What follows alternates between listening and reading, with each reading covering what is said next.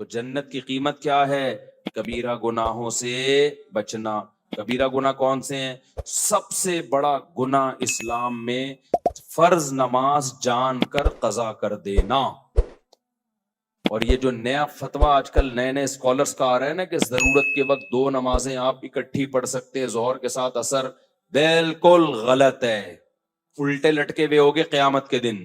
ایسی کوئی حدیث نہیں ہے کہ نبی نے ظہر کا وقت داخل ہوتے ہی، سوائے حج پہ، کہ ظہر کا وقت داخل ہوا اور فوراً آپ نے اثر بھی پڑھ لی ہو. سفر کے بارے میں تو ائمہ کا اختلاف ہے، اس میں بھی یہ قول زیادہ مضبوط ہے دلیل کے لحاظ سے کہ اس میں جمع صورتاً جمع کی ہے، ظہر کو اثر کے قریب لے کر گئے، اثر کو مقدم کیا. لیکن وہ پھر بھی اختلافی مسئلہ، اس میں انشاءاللہ ایک دلائل سے کلپ ریکارڈ کرواؤں گا. لیکن یہ جو آج کل لوگوں نے شروع کر رکھا ہے نا، وہی انجینئر کو سن کے کہ جی ایکچولی یوں ہے تو شاپنگ کے لیے جانا ہے. قضا کرو گے نماز الٹے لٹکے ہوئے ہوگے. اللہ کہے گا میں نے، تو انجینئر کو فوکس کر رہا ہے، ایک حوالہ اس نے دے دیا.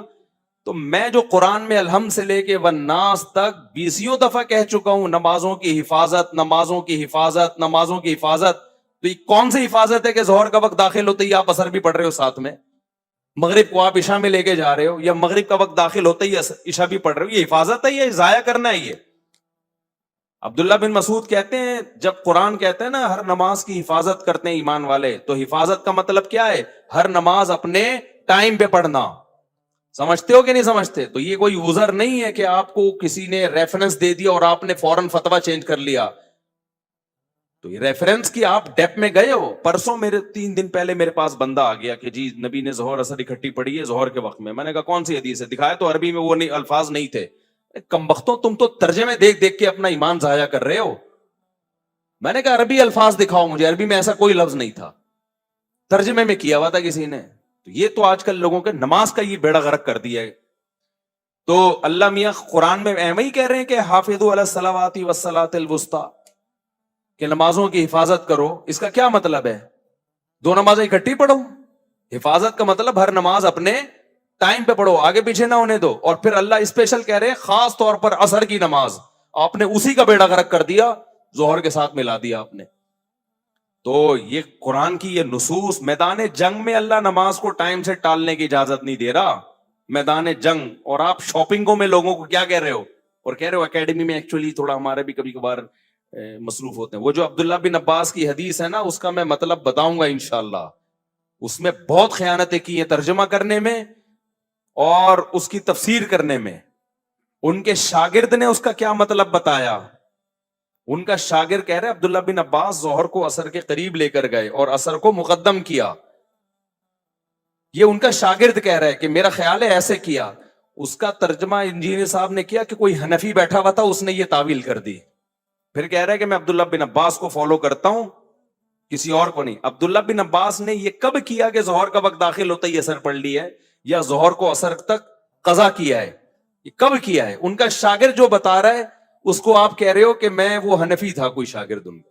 فضول قسم کی. جس آدمی کو انزائٹی کا پیشنٹ ہو، جس کو پتہ ہی نہیں کہ اوٹ پٹانگ پھینکے جا رہا ہے. اور میں اللہ کی قسم مجھے اس پہ تعجب نہیں ہوتا، وہ جو سامنے بیٹھے ہوئے مخنچو ہیں مجھے ان پہ تعجب ہوتا ہے. یار لپیٹنے کی بھی تو کوئی حد ہوتی ہے. تم اس سے پوچھ نہیں سکتے کہ حضرت یہ تعویل جو کہ ہے کہ ظہر کو مؤخر کیا عصر کو مقدم کیا، یہ کسی حنفی نے کی ہے یا عبداللہ بن عباس کے شاگرد نے کی ہے؟ شاگرد نے کی ہے. تو شاگرد استاذ کی بات کو زیادہ سمجھتا ہے، یا 1500 سال کے بعد ایک جہلم میں بیٹھا ہوا انجینئر عبداللہ بن عباس کو زیادہ سمجھتا ہے؟ سمجھ میں آ رہی ہے بات کہ نہیں آ رہی ہے؟ پھینکے جاؤ پبلک بیٹھی ہے کیچ کرنے کے لیے. ہمارے ایک استاذ تھے، اللہ ان کی مغفرت کرے اگر انتقال ہو گیا. استاذوں کے بارے میں ایسی بات کرنی تو نہیں چاہیے، لیکن اب کسی کو کیا پتا، وہ کرتے تھے اس طرح کی باتیں نا تو پھر طلبہ مذاق اڑاتے تھے. وہ کیا کرتے جب کلاس میں آتے نا تو اپنی تعریفیں بہت زیادہ کرتے تھے. وہ تھے قابل استاذ لیکن بہت زیادہ کرتے تھے. میں یوں ہوں، میں یوں ہوں، میں یوں ہوں، میں یوں ہوں، پھر بولتے رہتے. تو میں نے ایک دن ایک لڑکے کو دیکھا وہ یوں یوں کر رہا ہے بیٹھ کے، یوں یوں یوں. میں نے کہا یہ کیا کر رہا ہے بھائی تو؟ وہ لڑکا بھی میں جانتا ہوں یہاں بیان میں بھی بیٹھا ہوا ہے، اب وہ تو ہمارا دوست اب تو بڑا ہو گیا، وہ بچے جوان ہو گئے اس کے. تو وہ یوں یوں کر رہے ہیں نا. میں نے کہا کیا کہہ رہے ہیں؟ یار یہ پھینک رہے ہیں میں لپیٹ رہا ہوں. وہ پتنگ میں نہیں مانجا پھینکتے، میں لپیٹ رہا ہوں، اچھا یوں ڈیسک کے نیچے کر کے لپیٹ رہا ہوتا تھا. میں نے کہا یہ تو ایسا نہیں کرو یار. کہتے ہیں بھائی ایک دن ان کی تعریف ہم نے سن لی، 2 دن ہو گئے، 3 دن ہو گئے یار، اب اتنا دنیا میں نیک کہ یہی ٹیچر ایک پیدا ہوئے ہیں. ٹیچر واقعی قابل تھے لیکن بہت زیادہ کرنے لگے تھے نا، تو ہمیں بڑی ایسی آئی. تو اگلا پھینکے جا رہا ہے، آپ بیٹھ کے کیا کر رہے ہو؟ لپیٹے. نبی حضرت صفیہ کو بخاری میں ہے کہ گھر چھوڑنے کے لیے گئے، یعنی مسجد سے باہر نکل کے. تم تو ترجمہ دیکھ لو اس کا، اور ترجمہ بھی غلط ہو سکتا ہے. عربی الفاظ تو دیکھو نا، تم علماء سے تو پوچھو. ظہر کے ساتھ اثر اکٹھی ہو رہی ہے، مغرب کو ڈیلے کیا جا رہا ہے، اور دلیل وہ عبداللہ بن عباس کی دی جا رہی ہے کہ میری امت حرج میں نہ پڑے. اور یہ بھی کہا جا رہا ہے کہ اگر ہر نماز اپنے ٹائم پہ ہی پڑھنی تھی تو اس میں آسانی کیا ہوئی؟ او بھائی آسانی اس میں ہے کہ آپ کو 2 نمازوں کے لیے 2 دفعہ آنا ہے، اب ایک ہی دفعہ میں 2 نمازیں نمٹ جائیں گی، تو یہ آسانی نہیں ہے. تو کامن سینس کی بات ہے. کسی دن کسی ضرورت سے امام صاحب یہ کریں کہ ظہر کو عصر تک لے گئے، عصر کے قریب ظہر پڑھ لی اور کہا عصر کا وقت داخل ہوتے ایسے بھی پڑھ لیں گے، تو بڑی سہولت ہو جاتی ہے اس سے. تو کبھی کبھار اگر کوئی ایسا کر لے کوئی حرج نہیں ہے. تو نبی نے بھی ایسا اسی لیے کیا ہے کہ کبھی کبھار کر لیا جائے تو کوئی حرج نہیں ہے، لیکن اس میں ہر نماز اپنے ٹائم پہ ہی پڑھی ہے. سمجھتے ہو کہ نہیں سمجھتے؟ یہ کہاں لکھا ہے کہ قضا کی ہے وہ؟ تو میں ان پہ پورا کلپ ریکارڈ کرواؤں گا. تو ابھی تو صرف یہ بتانا ہے کہ ابھی جب آپ وہاں اکیڈمی میں بیٹھا کریں تو یوں کر کیا کریں، جب بھی بولا کریں ٹھیک ہے، لپیٹنے کے لیے بہترین چیز ہے. صحیح ہے نا؟ باقی متاثر نہ ہوا کریں. یہ ریسرچ بھائی، اٹ از کالڈ ریسرچ، وہ کوئی ریسرچ نہیں ہے. عبداللہ بن عباس سے سنن نسائی میں خود یہ تعویل منقول ہے کہ ظہر کو مقدم کیا، ظہر کو مؤخر کیا، عصر کو مقدم. اور دوسری کتابوں میں ان کے شاگرد کہہ رہے ہیں کہ ایسا کیا ہے. تو ان کو کہہ رہے ہیں وہ کسی حنفی نے بول دیا ہوگا میں تو ابن عباس کو فالو کرتا ہوں. ابن عباس کو آپ فالو نہیں کر رہے، آپ ابن عباس پر وہ چیز تھوپ رہے ہو جو آپ کی اپنی ذاتی رائے ہے، جس سے عبداللہ بن عباس بری ہیں. سمجھتے ہو گے نہیں سمجھتے؟ تو ہر نماز، کیونکہ مجھے لوگوں نے بتایا کہ دفتروں میں لوگ شروع کر دی ہے ظہر کے ساتھ اکٹھی عصر بھی پڑھ رہے ہیں. تو یہ اللہ جو کہہ رہا ہے عصر کی حفاظت کرو، اور میدان جنگ میں بھی اللہ نمازوں کے طریقے بتا رہا ہے، تو یہ اس تکلف کی کیا ضرورت تھی؟ تو یہ نماز اپنے ٹائم پہ پڑھو، ایک ہی چیز رہ گئی ہے. تو اس لیے اللہ نے کیا فرمایا؟ والذین یجتنبون کبائر الاثم، تو کبیرہ گناہوں سے بچتے ہیں. کبیرہ میں سب سے پہلے نماز کا ضائع کرنا ہے، دوسرا زنا کرنا، قتل کرنا، ماں باپ کو، بولو منہ سے جلدی لو، ماں باپ کو ستانا، تکلیفیں پہنچانا، پھر چوری کرنا جس پہ حد جاری ہوتی ہے، اور ہومو سیکسولیٹی یہ بھی کبیرہ گناہ ہے، اور سود کھانا، بینک میں جاب کرنا سودی بینک میں، کیونکہ آپ سود میں تعاون کا ذریعہ بن رہے ہیں. علماء کہتے ہیں کبیرہ گناہ وہ گناہ ہے، ہر وہ گناہ جس پہ جہنم کی وعید ہو یا اللہ اس کے رسول کی طرف سے لعنت ہو. تو نبی نے سود دینے والے لینے والے پر بھی لعنت، سودی لین دین پہ گواہ بننے والے پر بھی لعنت، سودی لین دین کے کو لکھنے والے پر بھی لعنت کی ہے. تو یہ بھی کبیرہ گناہ میں داخل ہے. انشورنس میں جاب کرنا، انشورنس، کیونکہ وہ سود اور جوئے کا مجموعہ ہے، وہ بھی کبیرہ گناہ میں داخل ہے. عورت کا کبھی کبھار بے پردگی ہو جائے تو صغیرہ، مکمل مسلسل بے پردہ رہنا، مسلسل جیسے کہ عادت ہی ہوتی ہے، تو وہ کس میں داخل ہے؟ منہ سے پھوٹ، کبیرہ میں داخل ہے.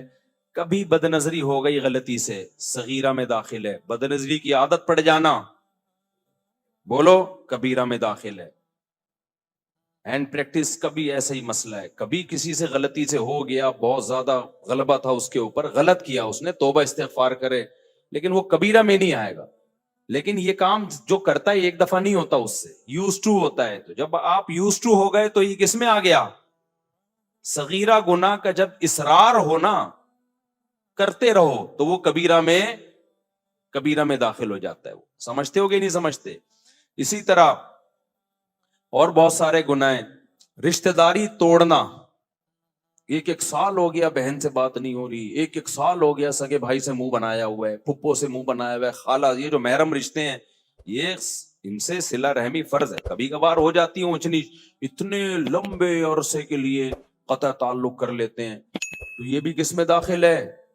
رشتہ داری توڑنا اسلام میں چھوٹا گناہ بولو نہیں ہے.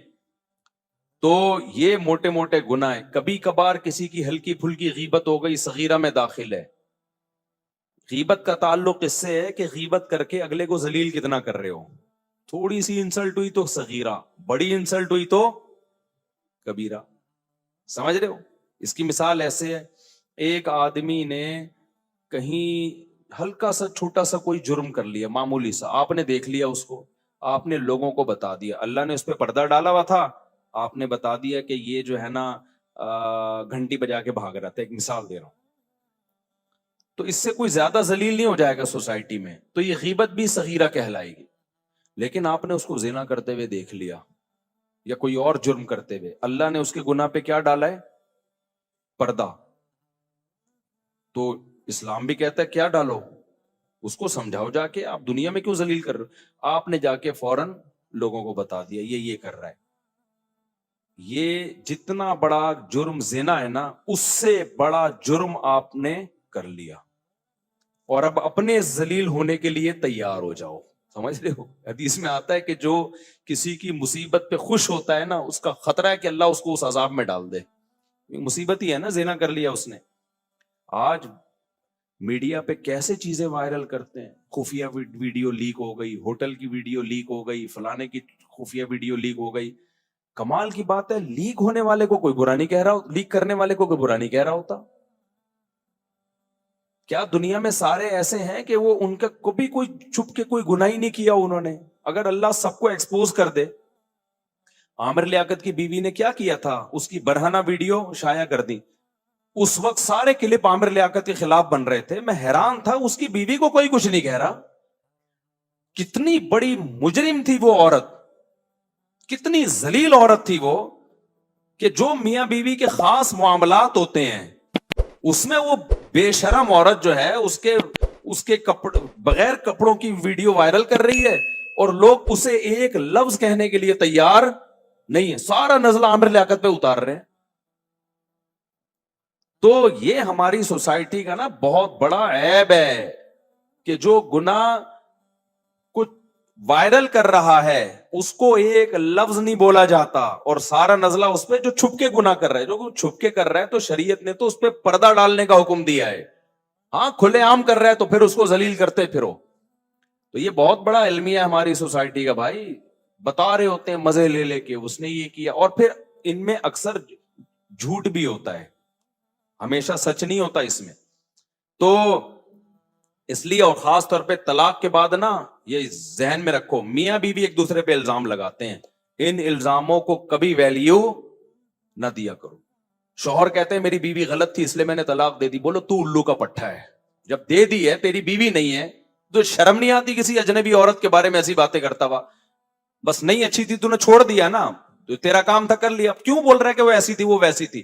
میڈیا پہ جب بھی کوئی بغیرت آیا کرے نا, طلاق دے کے بولا کرے میری بیوی نے یہ کیا اس لیے میں نے چھوڑا, اس بغیرت گالیاں لکھ کے دیا کرو. گالیوں کا اثر پڑتا ہے. آپ سمجھ رہے ہو کہ اس پہ اثر نہیں ہوگا اثر. جب گالیاں جائیں گی نا دبا کے, وہ پڑھے گا کمنٹ, اس کی نیندیں اڑیں گی, بولے گا میں نے غلط کر دی. اور اسی طرح عورت اپنے شوہر پہ الزام لگا رہی ہو نا علیحدگی کے بعد, اس نے یہ یوں تھا, یہ یوں تھا, یہ یوں کرتا تھا, یہ لڑکیوں سے باتیں, اس کو بولو تو ایک نمبر کی کیا ہے, بے شرم ہے. جب تیرا میاں نہیں ہے تو تجھے کیا لینا دینا؟ تو یہ ہماری سوسائٹی میں نا, اور میڈیا والے بھی چسکے لیتے ہیں بالکل, تو بہت مزے لے لے کے اس کو وائرل کر رہے ہوتے ہیں. تو یہ اسلام میں حرام ہے, گناہ بولو کبیرہ ہے. اسی طرح بھائی کہتے ہوئے ڈر لگتا ہے لیکن مسئلہ ہے, میں چھپا نہیں سکتا, مرد کے لیے داڑھی کاٹنا بھی گناہ ہے, بولو کبیرہ ہے. یہ بھی گناہ کبیرہ میں آتا ہے, تغییر خلق اللہ میں آتا ہے. عورت کا آئی بروز بنانا گناہ بول دو نا کبیرہ ہے, کیونکہ نبی نے لعنت کی ہے. ہاں, کسی عورت کی آئی بروز بہت زیادہ گھنی ہو اور آپس میں بہت زیادہ ملی ہوئی ہو تو پھر اتنا سیٹنگ کی جا سکتی ہے کہ اس کو نارمل حالت, بیوٹی کی نیت سے نہیں, عیب دور کرنے کے لیے اس کو نارمل کنڈیشن پہ لایا جا سکتا ہے. اس کی مثال ایسے ہے کہ جیسے دانتوں میں جو خلا پیدا کرے گا نا بیوٹی کے لیے, نبی نے اس عورت پہ لعنت کی ہے. عرب کے میں ایسا ہوتا تھا, خواتین کیا کرتی تھی اس زمانے میں بھی ڈینٹسٹ ہوتے تھے تو دانتوں میں نا خلا پیدا کرواتی تھی, کیونکہ دو دانت میں اگر بیچ میں گیپ ہو تھوڑا سا, بعض لوگوں پہ اچھا لگتا ہے نا, بول دو اچھا لگتا ہے, وہ بعضوں کے نہیں بھی لگتا. تو نبی نے لعنت فرمائی المتفلجات, وہ عورتیں جو دانتوں میں گیپ پیدا کرواتی ہیں ان پر اللہ کی لعنت. کیوں؟ اللہ کی بنائی ہوئی تخلیق کو کیا کر رہی ہیں؟ چینج. دانتوں کی سیٹنگ آپ چینج نہیں کر سکتے. آپ کی ناک جیسی ہے اللہ نے گاڈ گفٹڈ ہے, اس کو چینج مت کرو کہ آپریشن کر کے اتنی باریک نہ. وہ ڈاکٹر دکھا رہے ہوتے ہیں یہ والی ناک پسند ہے, یہ مائیکل جیکسن کی ہے, یہ فلانے کی ہے, یہ فلانے کی ہے, کون سی سوٹیبل ہے؟ یہ نہیں ہے بھائی, جو اللہ نے ناک دے دی وہی ہے.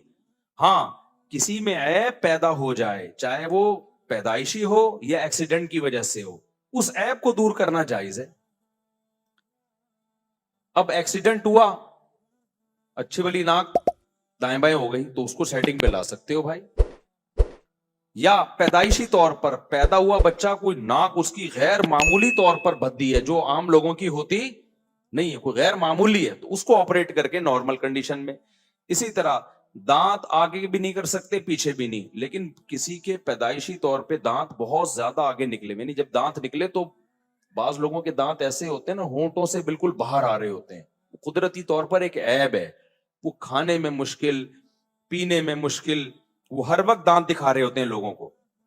تو ایسی صورت میں یہ چونکہ ایک عیب ہے, اس کو آپریٹ کر کے نارمل کنڈیشن پہ لانا بولو جائز ہے.